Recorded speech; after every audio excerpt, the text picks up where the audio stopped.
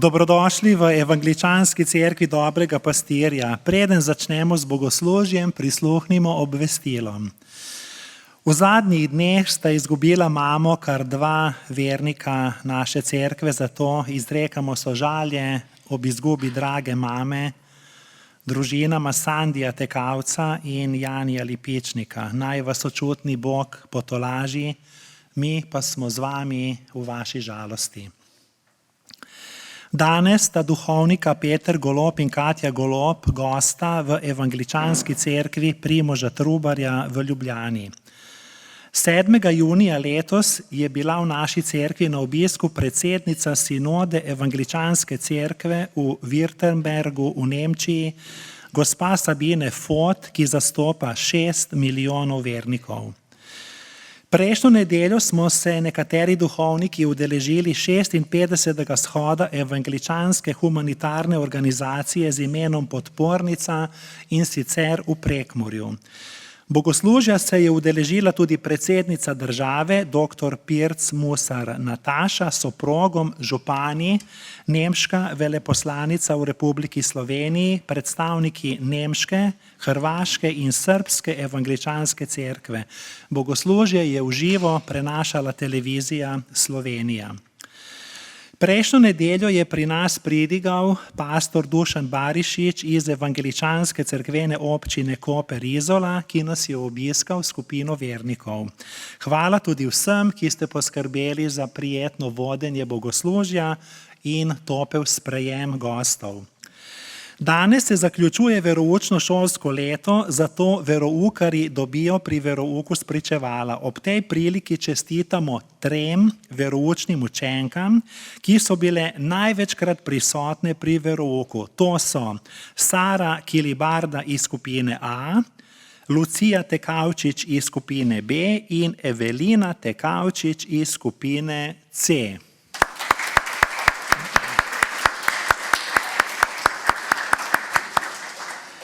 Starše naprošam, naj poskrbijo, da bodo otroci v cerkvi tudi med počitnicami. Če bodo organizatorji zavoda Primož Trubar zbrali dovolj prijav, bodo 25. junija na dan državnosti prišli z avtobusom na ogled naše cerkve in Novega mesta verniki iz Prekmurja. Danes bo posredovana digitalna povezava celotnega koncerta cerkvenega mešanega pevskega zbora naše cerkve, ki je bil na Binkošti 19. maja letos v naši cerkvi. Koncert je bil 2-krat predvajan tudi na televiziji Novo mesto, vaš kanal. V ponedeljek ob 19. uri vabljeni v cerkev na molitev, v sredo ob 19. uri na študij Svetega pisma, v nedeljo ob 10. uri pa na osrednje bogoslužje. Danes po bogoslužju pa vabljeni na druženju ob kavi, soku in pecivu zunaj na Trubarjevi ploščadi. Zbrani smo v imenu Boga Očeta in Sina in Svetega Duha. Zato prisluhnimo sporočilu iz 103. psalma. Slavi moja duša Gospoda, vsa moja notranjost, njegovo sveto ime. Slavi moja duša Gospoda, ne pozabi nobenega dejanja njega, ki odpušča vso tvojo krivdo, ki ozdravlja vse tvoje bolezni, ki iz jame rešuje tvoje življenje, ki te krona z dobroto in usmiljenjem, ki tvoja leta nasičuje z dobrinami.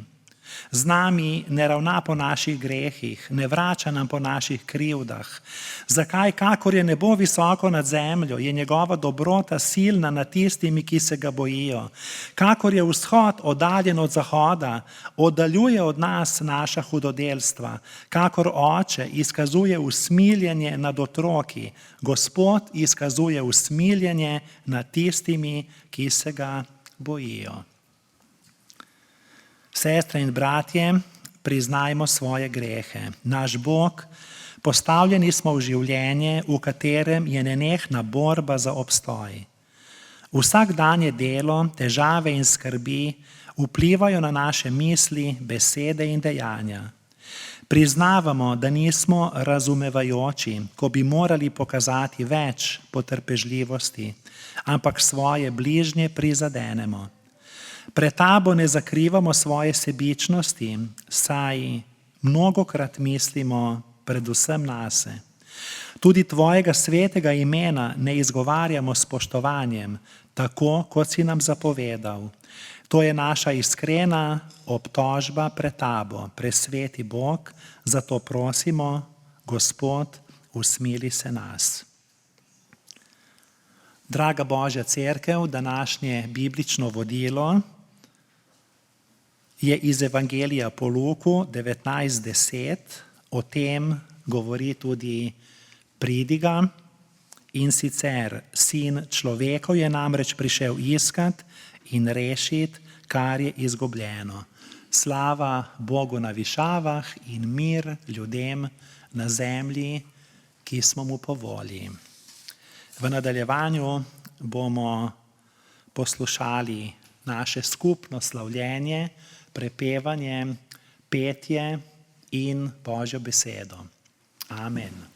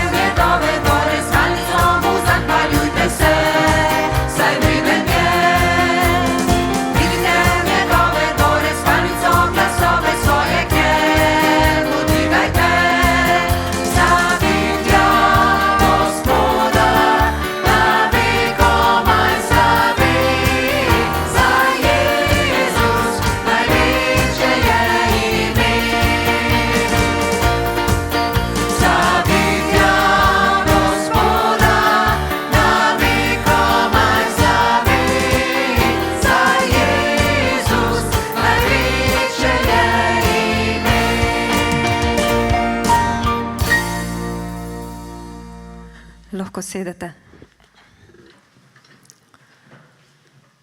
Če bi morala izpostaviti razloge, zakaj sem danes tukaj, bi na prvo mesto postavila skupnost ali z drugo besedo občestvo. Seveda sem včasih rada tudi sama in lepo je biti sam in to ima številne prednosti. Naj jih navedem nekaj. Neodvisnost, popolna svoboda odločanja, osredotočanje na lastne cilje, osebni prostor, čas za hobije, manj konfliktov, manjša finančna odgovornost za druge, manjša izpostavljenost stresu. Vendar nekatere prednosti so le navidezne. Na prvi pogled morda nekaj izgleda kot prednost, vendar ima lahko skrite pomanjkljivosti ali pa dolgoročno ni tako koristna, kot se zdi. Primer takšne prednosti je prilagajanje. Če smo sami, se ne rabimo nikomur prilagajati. Če to prednost podrobneje pogledamo, lahko vidimo, da nam neprilagajanje prinaša svobodo odločanja, kar pomeni, da imamo popolno svobodo, da se odločamo glede na svoje želje in potrebe brez upoštevanja drugih ljudi, hkrati pa seveda tudi manj konfliktov, saj nam ni treba sklepati kompromisov. Katere pa so pomanjkljivosti neprilagajanja? Omejena perspektiva. Ker nimamo drugih ljudi, s katerimi bi se posvetovali, lahko sprejemamo slabše odločitve. Manjša socialna podpora. V skupnosti si ljudje nudimo medsebojno pomoč in podporo. Pomanjkanje prilagodljivosti. Prilagajanje drugim nas uči fleksibilnosti in strpnosti, kar so pomembne življenjske veščine. Osamljenost, pomanjkanje interakcij vodi v občutke osamljenosti, kar negativno vpliva na naše duševno zdravje. Prava vrednost skupnosti pa je v medsebojni podpori, delitvi znanja in izkušenj ter občutku pripadnosti, ki je ne moremo enostavno nadomestiti, ko smo sami. In če vas nisem še dokončno prepričala, naj naštejem še nekaj razlogov, zakaj je bolje biti del skupnosti. Čustvena podpora in tolažba v težkih časih, delitev stroškov in finančna podpora, delitev nalog, več idej, večja kreativnost in inovativnost, skupna praznovanja in delitev veselja. In kar je meni osebno in verjamem, da tudi vam še posebej pomembno, skupno oboževanje in čaščenje našega skupnega nebeškega Očeta. V Svetem pismu beremo: Blagoslov bratske sloge, Psalm 133, stopniška pesem Davidova. Glejte, kako dobro in prijetno je, če bratje skupaj prebivajo. To je kakor najboljše olje na glavi, ki kaplja na brado, Aaronovo brado, ki kaplja na rob njegove obleke. To je kakor rosa s Hermona, ki pada na sionske višine. Zakaj tam daje Gospod blagoslov življenje na veke? Zakaj tam daje Gospod blagoslov življenje na veke? Skupnimi molitvami, prepevanjem pesmi in poslušanjem Božje besede poglabljamo svojo vero in se povezujemo z Bogom na globlji ravni. Skupnost nam omogoča, da rastemo v medsebojni ljubezni. Poleg tega nas Cerkev spodbuja, da služimo drugim, kar nas krepi in nam daje občutek izpolnjenosti. Ko smo del skupnosti, postanemo del nečesa večjega od nas samih, kar nam daje smisel in namen. Zato je življenje v skupnosti z Bogom in z vami, brati, sestrami, v cerkvi resnično darilo, ki obogati naše duhovno in osebno življenje. Zato nas vabim, da skupaj z naslednjimi pesmimi pridemo pred našega Boga in mu pojemo pesmi.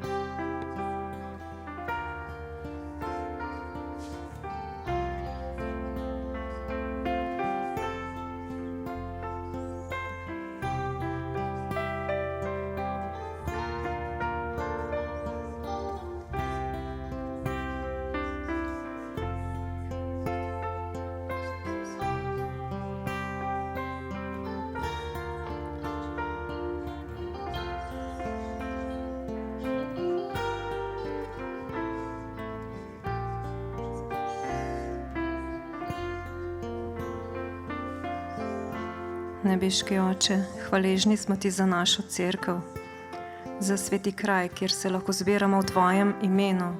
Hvala Ti za našo skupnost, za brate in sestre, s katerimi skupaj hodimo po poti vere. Hvala Ti, da si z nami v vsakem trenutku, da nas vodiš in nam daješ moč.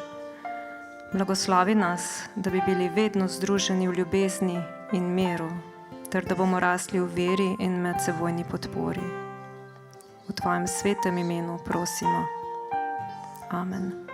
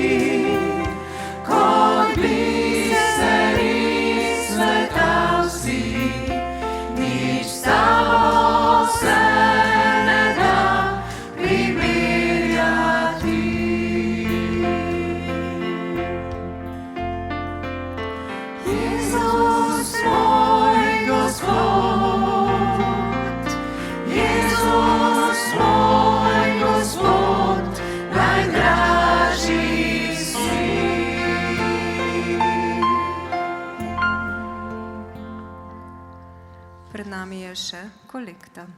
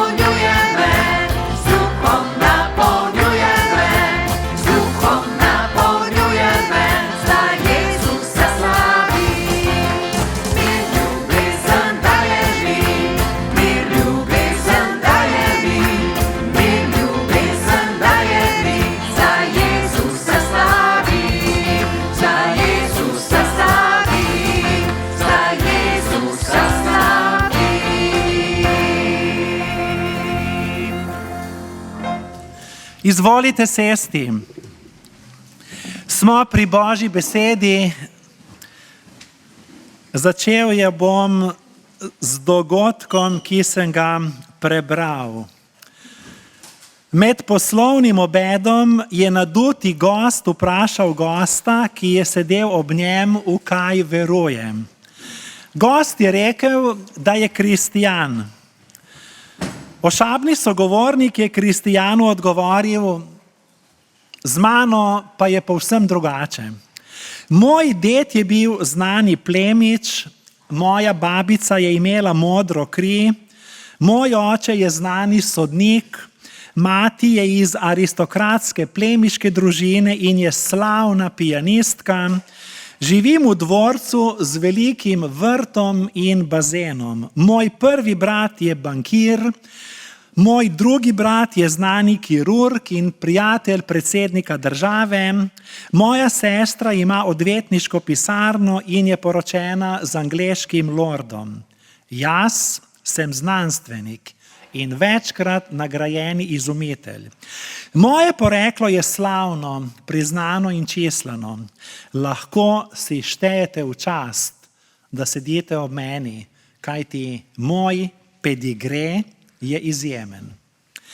Kristjan je naduteža poslušal, na kar mu je rekel: visoko spoštovani in cenjeni gospod, moja zgodba je povsem drugačna od vaše. Če dovolite, ji prisluhnite. Moj oče in mati sta bila le vrtnarja v razkošnem in lepem vrtu. Služila sta najboljšemu, najuglednejšemu in najbogatejšemu gospodarju. Živela sta srečno, mirno in zadovoljno. Ampak nekega dne je moja pokojna mati zagrešila hud prekršek zoper gospodarja. Podlegla je skušnjavi, ker se ni posvetovala s svojim možem. Ukradla je nekaj, česar se ne bi smela niti dotakniti, ker ji je gospodar to prepovedal. Oba sta tako izgubila zaposlitev. Bila sta odpuščena, posledica njunega prekrška pa čutim tudi jaz, ker se še danes govori o tej sramoti. Imel sem 2 brata, ampak moram priznati, da je eden v izbruhu jeze ubil drugega. To je moj pedigre. Vi, cenjeni gospod, imate slavno poreklo, jaz pa se kljub vsemu svojega ne sramujem. Moram vam povedati, da sva kljub vsemu v najožjem sorodstvu.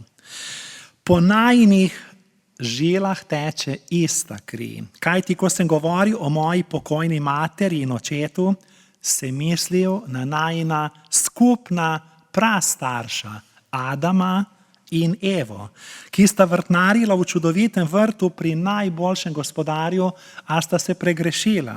Ko sem omenil 2 brata, sem mislil na Abela in Kaina.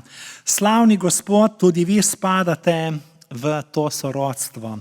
Veste, Sveto pismo pravi, da smo vsi zgrešili in smo ostali brez Božje slave. Znani in ošabni, naduti gospod je za hip sklonil glavo, se zamislil, na kar je osramočen odšel. Mislim, da je zgodba sama po sebi dovolj zgovorna. Zato ustanimo k poslušanju Božje besede. In ko odpremo Sveto pismo, odprimo tudi svoje srce. V Evangeliju po Luku, 19. poglavje, 10. vrstica pravi: Sin človekov, torej Jezus, je namreč prišel iskat in rešiti, kar je izgubljeno. Amen. Izvolite sesti. Hvala Bogu za njegovo sveto, resnično in večno besedo. Evangelist Luka kot pisec je mojster kratkih potez. Prebrana vrstica je iz odlomka, ki govori o majhnem človeku Zaheju, ki je srečal velikega Boga. Majhen človek sreča velikega Boga. Zgodbo bi lahko poimenovali Evangelij po Zaheju. V njej je evangelist in zdravnik po poklicu Luka razbil malike svetohlinske pobožnosti. Po naravi smo vsi samopravičniški. To je dedna bolezen vseh Adamovih otrok. Samopravičnost je kot ponarejen denar. Kdorkoli se zanaša, da ga bo odrešila njegova dobrota, bo razočaran. Prvič, mesto Jeriho, ki je povezano z zgodbo o Zaheju, je podoba današnjega časa. Jeriho je od Jeruzalema oddaljeno le kakih 20 kilometrov. Tam je vodila glavna strateška pot, zato so rimske oblasti kot okupator v tedanji deželi postavili cestninsko postajo, davčno upravo.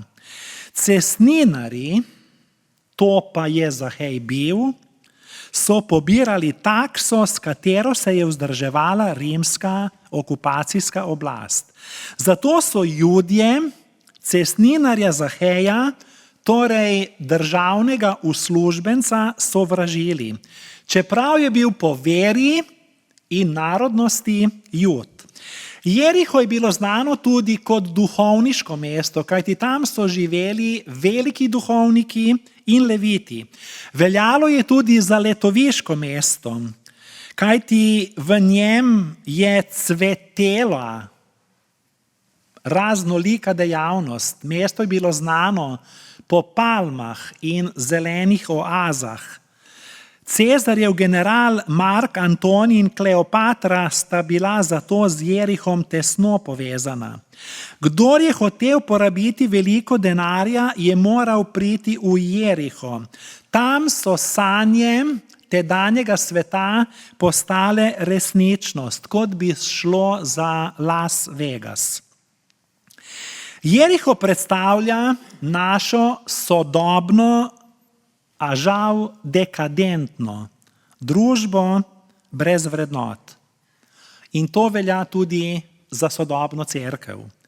Kristus svojih učencev ni poslal v svet graditi najlepših katedral, ampak graditi Božje kraljestvo, medsebojne odnose. Potrebna je reformacija morale in kulture. Kajti danes prevladuje moralni relativizem, to pomeni, da je vse dovoljeno in je vse prav. Prav tako pa prevladuje v svetu tudi kultura smrti. Morala pa bi prevladovati kultura življenja. Vrednote smo zamenjali s populističnimi manipulacijami. Mislimo, da bodo pametni tisti otroci, ki jih vzgaja pametni telefon, ne pa starši. Umetna inteligenca, humanoidni roboti, zasvojeno socialnimi omrežji, nas je oropala človeškega dostojanstva, čustev, izkušenj in, kot smo slišali, medsebojnih odnosov. Zahodna civilizacija postaja, tako pravijo sociologi, impotentna družba. Znani sociolog je celo uporabil izraz: družba je kastrirana na vitalnih področjih. Pri vzgoji izginja lik zdrave moške avtoritete. Ženske so na slabšem, ker je čedalje manj odgovornih, zanesljivih, hrabrih, skrbnih, čutečih, ljubečih moških. Zato smo na tem, da si družba lahko sama izbira spol. Živimo v času paničnih napadov, osebnostnih motenj. Svet je zajela epidemija, hujša od covida, epidemija narcisizma, zunanjega videza. Zastrašujoče je, da ljudje povprečno ne preberejo niti ene knjige na leto. Morali pa bi prebrati najmanj eno knjigo na mesec, tudi če tanjšo. Nekega dne je šel Jezus z namenom skozi Jeriho. Množice, ki vedno živijo za senzacijo, za atrakcijo, so bile tudi takrat tam. Nastala je velika gneča, pravi evangelist, hrup, razburjenje. Vsi so želeli videti čudodelnika iz Nazareta, Jezusa, novega rabina iz Galileje. Danes bi rekli, hočemo videti novega guruja.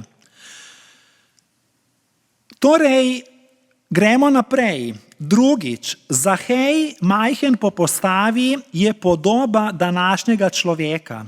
Ime Zahej v izvirni hebrejščini pomeni čist. A kaj, ko to ni bil.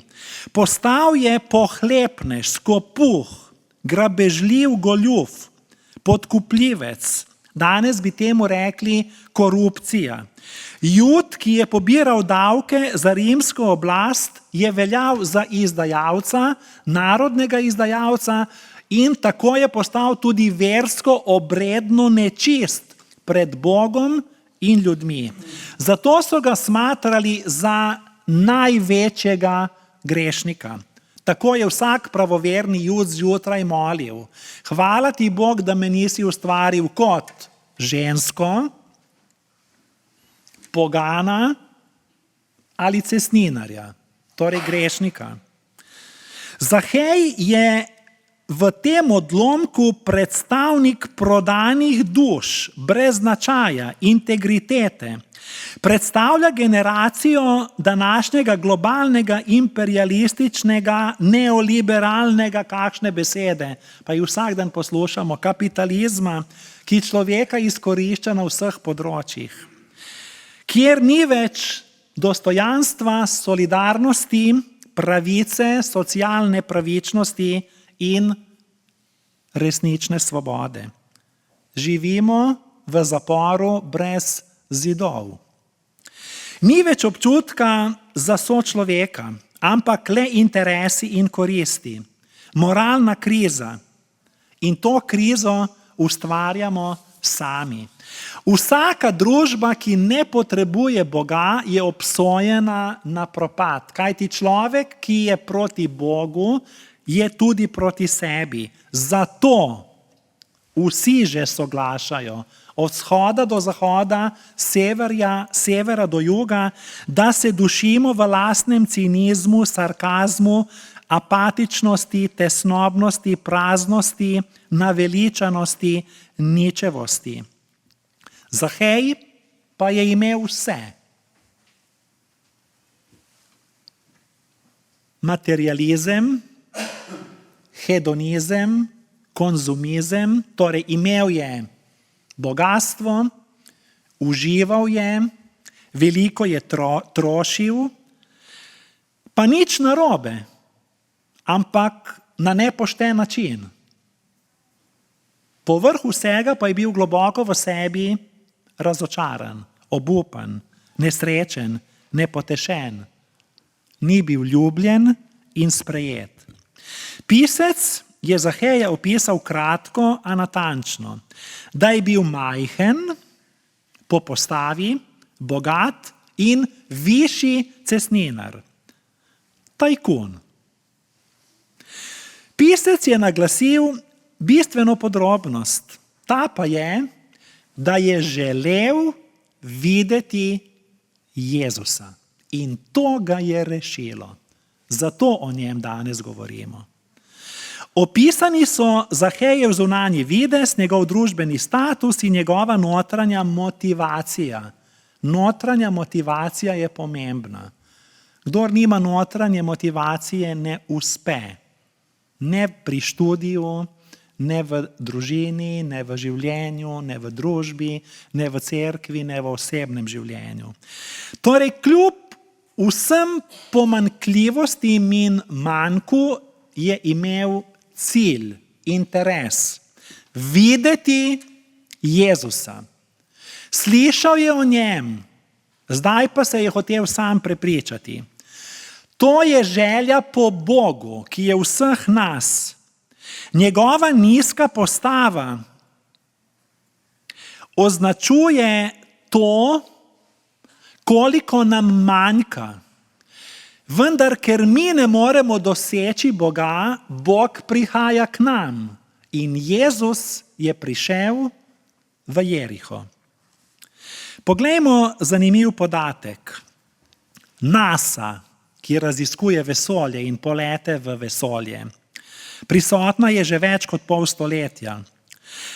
Pa če pogledamo širše, skoraj vsaka hiša ima vsaj en računalnik. Skoraj vsi nosimo sabo majhne računalnike v žepu. A kaj, ko nas je strah? Živeti in umreti. Celo nas je bolj strah živeti, kot umreti. radi bi bili nesmrtni. Pa sem prebral, da astronavti, ki preživijo 6 mesecev v vesolju, so zaradi relativnosti stari približno 0,007 sekunde. 0,007 sekunde manj kot ostali na Zemlji. Torej, samo toliko manj so stari. Manj kot 1 sekundo. Pa si kljub temu štejejo to v čast, otroške sanje bi rekli, čeprav je to pogumno dejanje, a kljub temu bi ljudje naredili vse, samo da bi si podaljšali življenje vsaj za 1 sekundo. Ampak zanimivo, nanotehnologija, umetna inteligenca in tako naprej.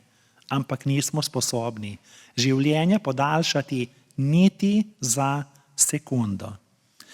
Zahejeva majhnost izraža, da se je zaradi pomanjkljivosti dokazoval, pravi nek teološki strokovnjak, na drugih področjih življenja. Ta strokovnjak je to poimenoval primanjkljaj in to je kompenziral, nadomestil z drugimi rečmi. Tukaj je malo psihologije. Vsi smo soočeni s tem. Tako rešujemo svoje komplekse. Vsi jih imamo na nek način. Več vrednostne ali pa manj vrednostne. In Luka je to zapisal kot zdravnik. Šlo pa je za to, da je zakompleksan Zahej ravno zato, ker mu je nekaj manjkalo, lezel više in više in više in postal, kaj pravi Sveto pismo? In to ni slučajno zapisano. Postal je višji cestninar. Pa ni bil samo bogat, ampak pravi bogatejši. Stalno se je vzpenjal po družbeni lestvici, se povzdigoval na druge, se dokazoval, čakal na pohvalo, priznanje, spoštovanje, ker je bila njegova duša prazna. Imel je težavo s sabo. Nič narobe, da je postal višji cestninar. Nekdo pač mora organizirati, delati, voditi, zapovedovati, ustvarjati. Nič narobe z njegovim položajem, z družbenim statusom. Nič narobe z bogastvom. Narobe je, da je vse to zlorabil. Kradel, goljufal, se okoriščal, druge poniževal, jim utrgoval, jih prikrajšal in živel kot egoist, kot sebičen človek. In zato je izgubil vse prijatelje in ostal je v neodnosu. Vera pa je odnos z Bogom in z bližnjim.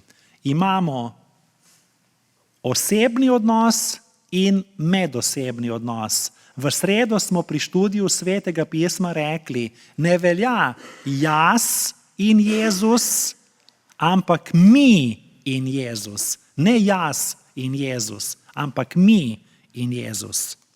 Tretjič, Zahej dokazuje, da ne primanjkuje žejnih src. Zato ne obupajmo. Kajti Zahej je želel videti Jezusa. To govori o človekovem hrepenenju po Bogu. Čeprav je bil majhne postave, ni dovolil, da bi ga ta težava ovirala. Ne vem, kakšne težave imamo. Vsakdo na svoj način. Vendar ne dovolimo, da bi nas te težave, stiske, ti primanjkljaji ovirali v dostopu do cerkve, Boga, sočloveka. Želja ga je naredila domiselnega. Gnalo ga je hrepenenje po Bogu, stekel je naprej. Njegov tek je izraz nujnosti videti Jezusa, naglice. Še več, splezal je na drevo, se skril v krošnjo drevesa in čakal, da bo šel mimo Jezus.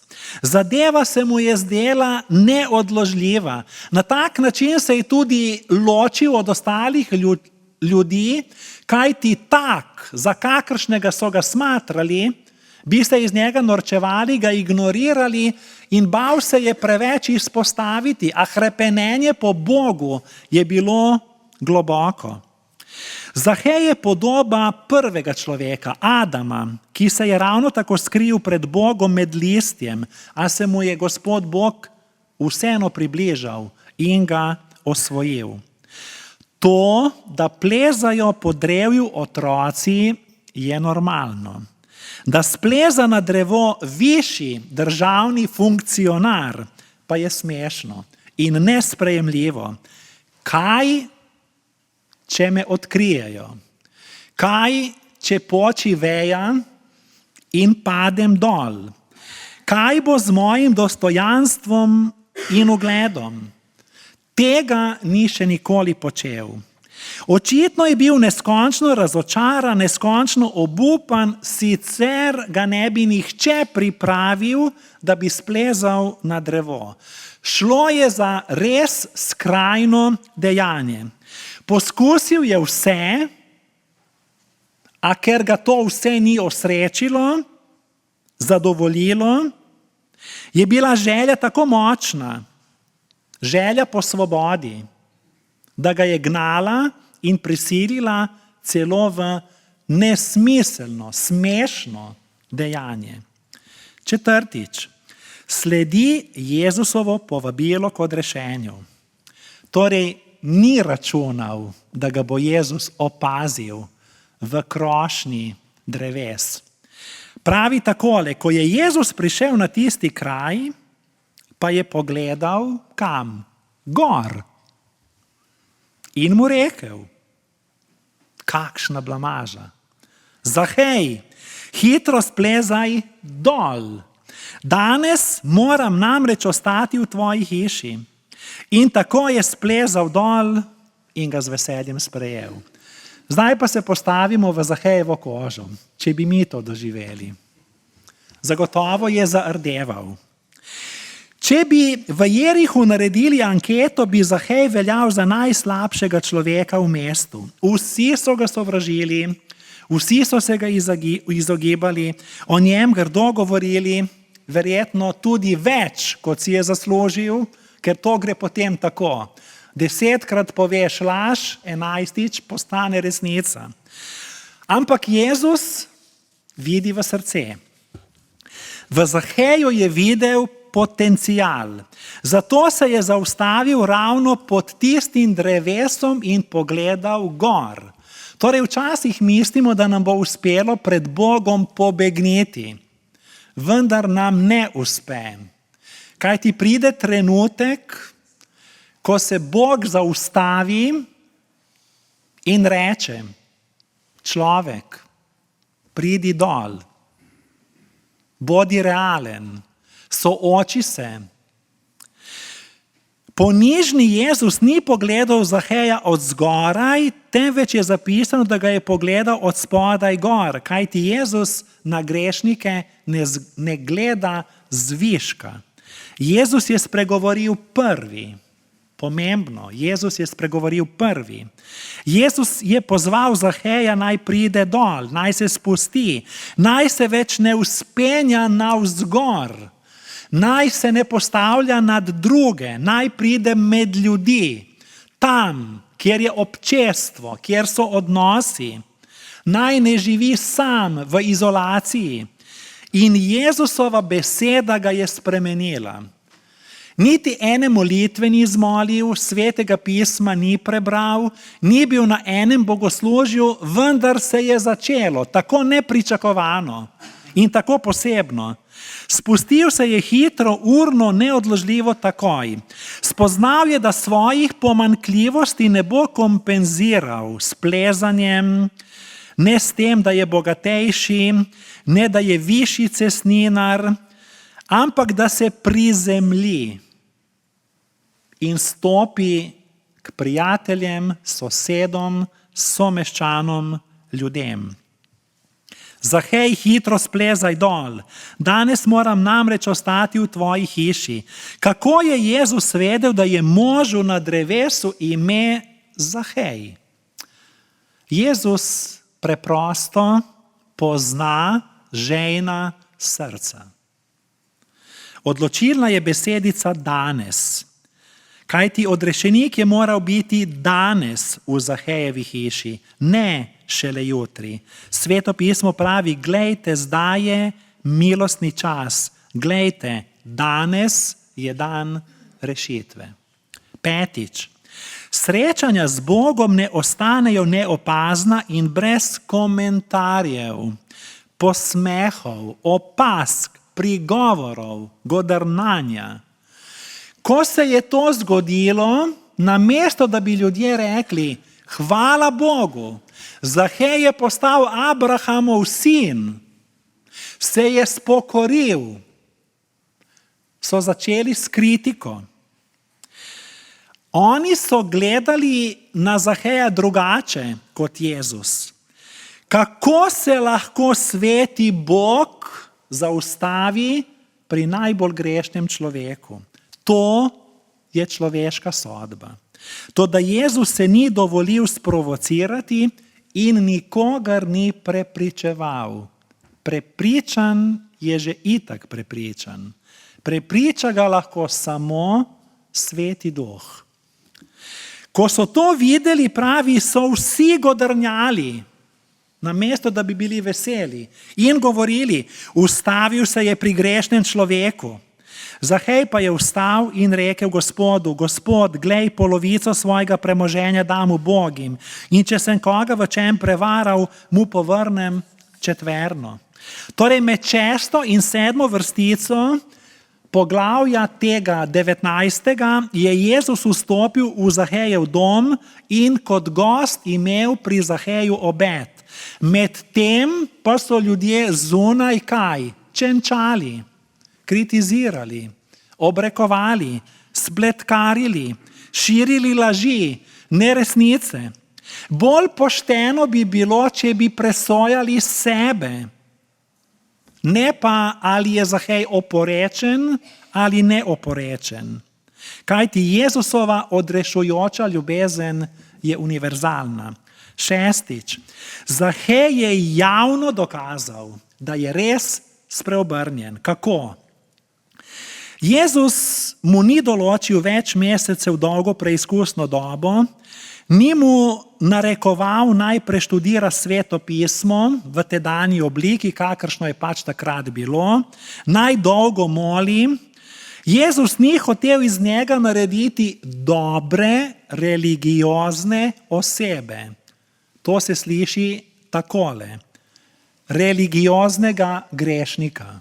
Dobra religiozna oseba je enako religiozni grešnik. Ker bi bil Zahej še vedno izgubljen. Pravzaprav mu Jezus ni rekel ničesar. Ko je Zahej odprl svoje srce, ga je v njegovi grešnosti prepričal Sveti Duh. Bog, Sveti Duh.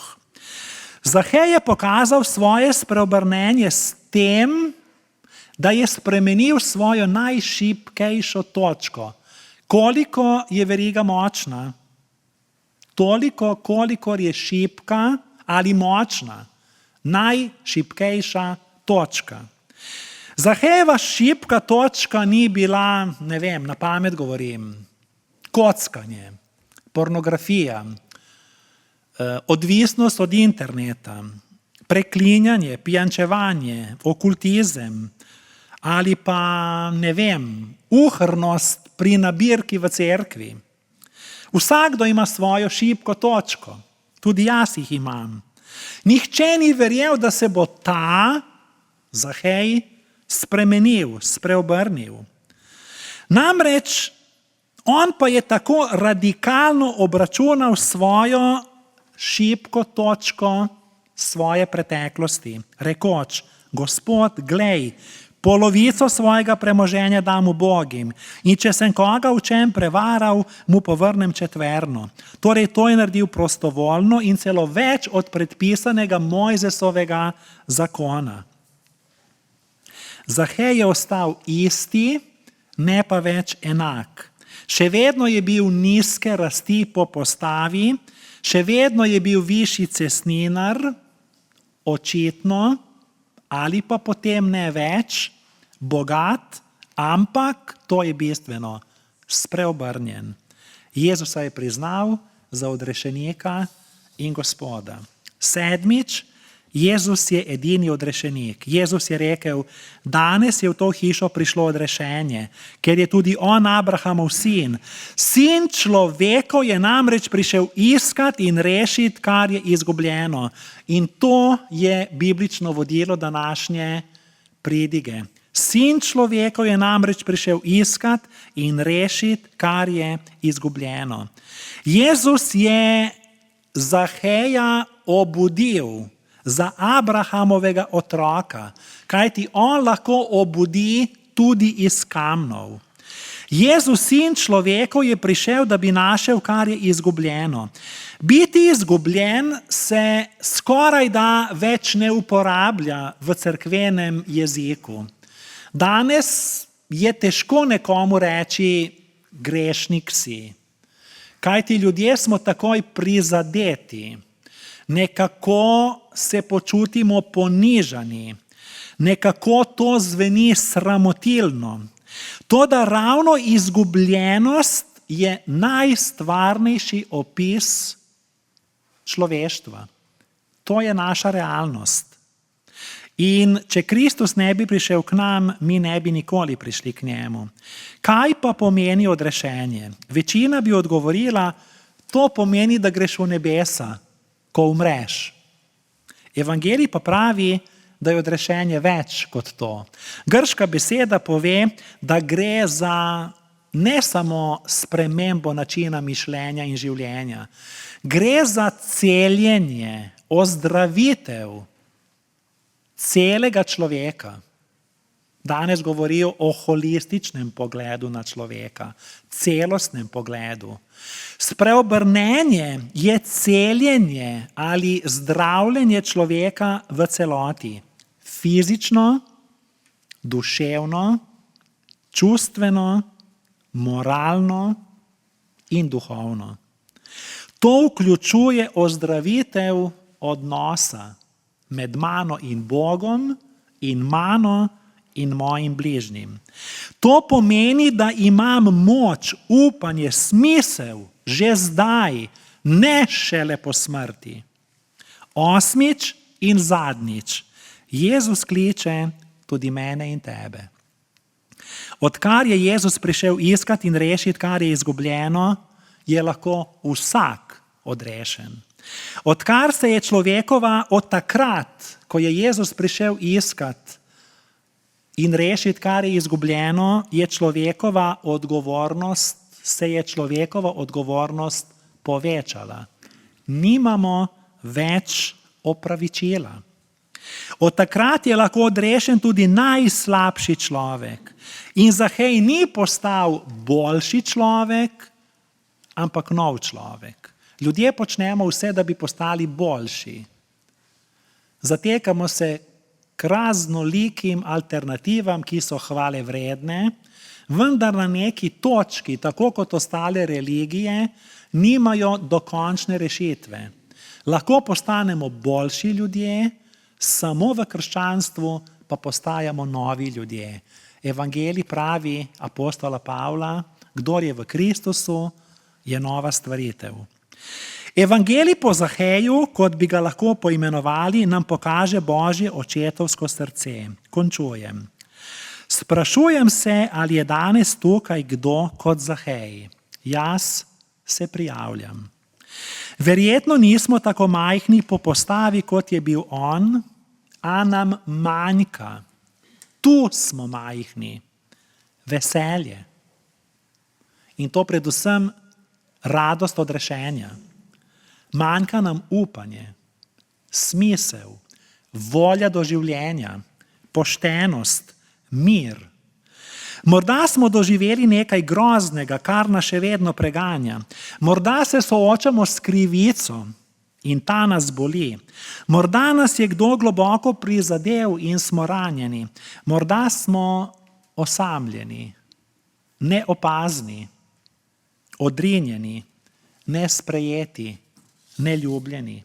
Morda se sramujemo svoje preteklosti, morda nas duši krivda. Jezus Zaheju ni dolgo pridigal o njegovih grehih. Pravzaprav mu sploh ni pridigal, ampak se je sam povabil v Zahejev dom, v njegov dom. Kaj, ko bi mi sprejeli to Jezusovo povabilo? Kajti Jezus se sam ponuja. Saj veste, kako pravi konec Nove zaveze. Glej, stojim pred vrati in trkam. Če kdo sliši moj glas, naj odpre vrata in vstopil bom in večerjal z njim. Kje pa je kljuka? Na notranji strani vrat. Ker Jezus ni vsiljivec, jaz moram odpreti. Kljuka je na drugi strani vrat. Torej Jezus se ponuja, vendar jaz moram to vabilo sprejeti. Srečanje z Božjim sinom je spremenilo Zahejevo srce. To nam pove, da Jezus prihaja k tistim, ki so v stiski. To je romanca evangelija, ki me šokira. V resnici pa nad svojimi grehi ne bi bil tako šokiran, če ne bi imel tako visokega mnenja o sebi. Če imam visoko mnenje o sebi, sem zelo šokiran, ko slišim novico o sebi. Ne bojmo se odrešenika. Na svet ni prišel zato, da bi nas obsodil, ampak da nas odreši. Prebral sem zgodbo o človeku, ki je zelo grešil. Cerkev ga je izobčila in mu prepovedala, da bi kdaj vanjo vstopil. No, pri nas se to ne dogaja, ker to ni krščansko. Vendar, hvala Bogu, ta človek se je pokesal, želel se je vrniti v cerkev in potem je molil: Jezus, ne spustijo me noter, ker sem grešnik. Jezus pa mu je odgovoril: kaj se pritožuješ in čudiš, tudi mene ne spustijo noter.